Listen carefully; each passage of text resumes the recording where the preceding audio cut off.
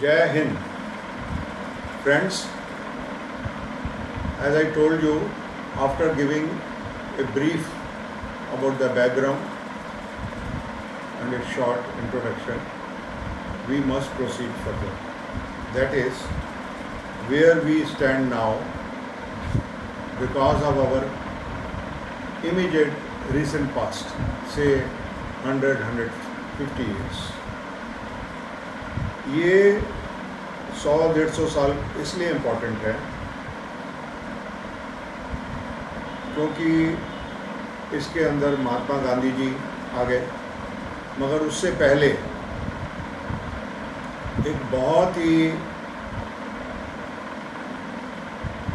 महान हस्ती जिसका मैं जिक्र करना चाहूँगा, जिसने हमें सिखाया, जिसने हमें वैल्यूज़ देने की कोशिश की, उस शख्स का नाम है Elon Octavian Hume. A.O. Hume, जिसको हम हमें भी कह सकते हैं। वो एक सिविल सर्वेंट थे और जब इंग्लैंड की तरफ से, इंग्लैंड के राज में इटावा के अंदर वो एडमिनिस्ट्रेशन के हेड थे, एज डिप्टी कलेक्टर कह लीजिए। तो 1857 का जब रिवॉल्यूशन आया तो उसमें उनकी जान को खतरा आ गया, क्योंकि उनको टारगेट किया गया था कि उनको जान से मार दिया जाए, और वो अपनी जान बचा के साड़ी पहन के, ऐसा बताया गया है, वो वहाँ से भागते हैं, हफ्ता 10 दिन कहीं और रहते हैं।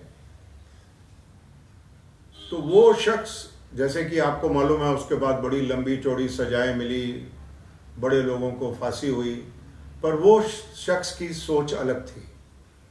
उसने अपना दिमाग, मिस्टर ह्यूम ने अपना दिमाग इस तरफ लगाया कि ये क्यों हुआ, क्योंकि उनको बड़ी इज्जत मिलती थी, बड़ा सब कुछ ठीक चल रहा था, तो एकदम वो क्यों हुआ। तो जब उन्होंने अपना ध्यान इस तरफ लगाया तो उन्होंने देखा कि सिस्टम में बड़ी शॉर्टकमिंग्स है, लोगों को बड़ी तकलीफें हैं, और एक तरह से हम अंग्रेज बहुत जातियां कर रहे हैं, ये उन्होंने रियलाइज किया। तो उसके ऊपर उन्होंने जब ध्यान दिया तो उन्हें को ऐसा लगा, क्योंकि उनका बैकग्राउंड भी ऐसा था, उनके फादर भी एक हस्ती थे पॉलिटिक्स में, इंग्लैंड पॉलिटिक्स में, तो उनको लगा कि उनको भी कुछ करना चाहिए, और उनका मकसद कोई हिंदुस्तानियों को तंग करना नहीं था, उल्टा उनको उनकी ज़िंदगी देखते हुए, उनकी ज़िंदगी का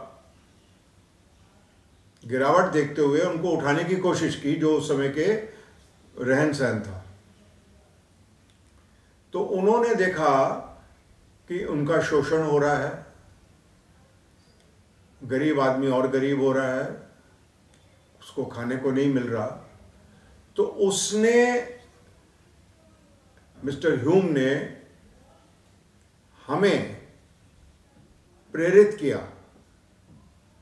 कि आप इकट्ठे होके अपनी आवाज़ उठाएं, और सिर्फ यही प्रेरित ही नहीं किया, उसको लीड करने की भी कोशिश की, जो बाद में जाके इंडियन नेशनल कांग्रेस के रूप में कई सालों के बाद सामने आई।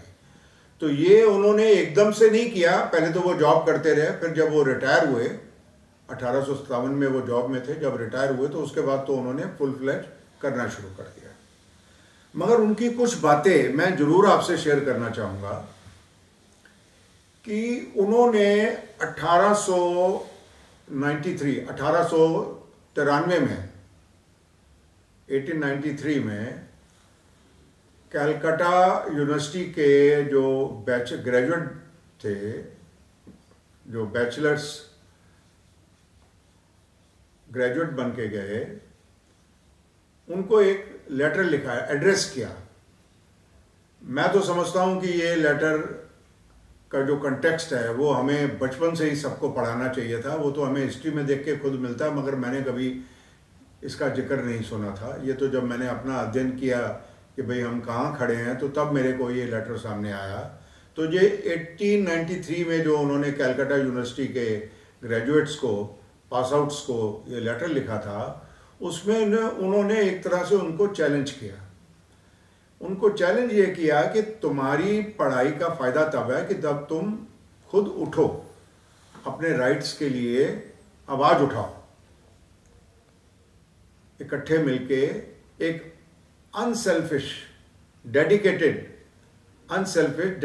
अप्रोच बना के, क्योंकि जहां तुम खड़े हो वहां तुम्हारी कोई हेल्प नहीं करेगा, तुम्हें खुद इकट्ठे होके अपनी आवाज़ उठानी पड़ेगी। और फिर मैं वो लेटर का शेयर करना चाहूँगा कुछ, कि उसमें उन्होंने लिखा कि अगर आप ये नहीं करते तो एक तरह से आपको जीने का हक ही नहीं है। आपको जिस आप नीचे मुकाम में है आपको वहीं रहना है, और आपको कंप्लेंट करने का हक नहीं है, और शायद ये आपके साथ ठीक हो रहा है क्योंकि आपके अंदर विल ही नहीं है अपने हालात जो खराब है उससे लड़ने की, आपके साथ जो शोषण हो रहा है, जो एक्सप्लॉयटेशन हो रहा है उसके अंदर से आवाज़ उठाने की। तो फिर आपके साथ यही होना चाहिए। रादर उसने ये भी लिखा उन्होंने कि जो कर रहे हैं शायद वो ठीक है, यानी जो अंग्रेज उस समय हमारे ऊपर त्रासदी ला रहे हैं वो ठीक है, और हम चुप रह के उनको बढ़ावा दे रहे हैं। तो ये सख्त वर्ड जब उन्होंने यूज किए तो उन्होंने एक तरह का एग्जॉर्ट किया, आह्वान किया पढ़े लिखे समाज को, जो पढ़ा लिखा हिंदुस्तानी समाज था, जिसमें से कुछ लोग सामने उनके साथ आए, और फिर उन्होंने एक ऑर्गेनाइजेशन बनाने की तरफ काम करना शुरू किया। उनके साथ नारोजी भाई आए, फिरोज शाह मेहता आए, ये बस्तियां हैं, क्या नाम है, वोमेश चंद्र बनर्जी आए। वोमेश चंद्र बनर्जी साहब और मिस्टर ह्यूम ने मिलकर इंडियन नेशनल कांग्रेस की स्थापना की, जो आज तक चलती आ रही है नेशनल कांग्रेस, वो उन्होंने स्थापना की, पर जिसके कि वोमेश चंद्र बनर्जी जी उसके प्रेसिडेंट बने। वो दोनों जो फाउंडर मेंबर थे, उन्होंने इसको कोई पॉलिटिकल गेम्स उस समय नहीं हासिल करने के लिए ये बनाया ऑर्गेनाइजेशन। उस समय प्योरली उनका काम ये सामने आता था कि भाई अंग्रेजों से भारतीयों के लिए मैक्सिमम बेनिफिट्स लिए जाएं, जो उनको दबाया जा रहा है उसमें उनसे छूट ली जाए, ये उनकी कोशिश थी। और इसके लिए उन्होंने कोई गोल्स, अपने पॉलिटिकल गोल, राज करने के गोल ऐसा कुछ नहीं रखा, सिर्फ सेक्रीफाइस ही था। और उनकी आवाज पे पढ़े लिखे लोग आए, इंडियन नेशनल कांग्रेस बनी। मगर इससे मिस्टर ह्यूम की जो छवि उस समय की बरतानिया सरकार, इंग्लिश रेजिम था, उसके आगे उनकी छवि गिरी। उस समय की प्रेस ने आवाज़ उठानी शुरू की कि भाई इनको सज़ा मिलनी चाहिए, और उनको कुछ परेशानी हुई तो उनको फिर ये हिंदुस्तान छोड़ के जाना पड़ा। और वो आखिर तक इंग्लैंड जाने के बाद भी इसको मॉनिटर करते रहे।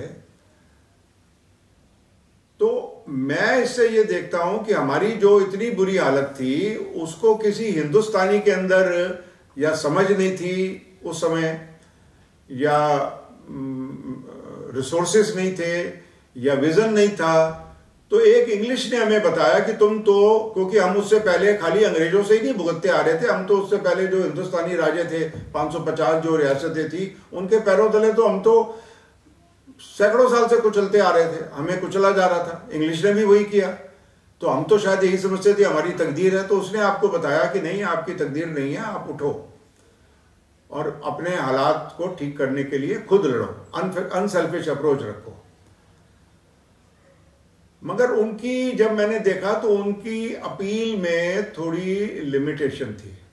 एक ग्रेट इंसान का विजन ग्रेट था, मगर उसकी इम्प्लीमेंटेशन में कुछ कमी ये थी कि उन्होंने जो आवाज उठाने के लिए बोला वो पढ़े लिखे समाज तक ही लिमिटेड था, इसीलिए सिर्फ पढ़े लिखे समाज ही सामने आए। तो ये लिमिटेशन बाद में पूरी हुई, इसकी मैं थोड़ा और डिटेल्स अपने नेक्स्ट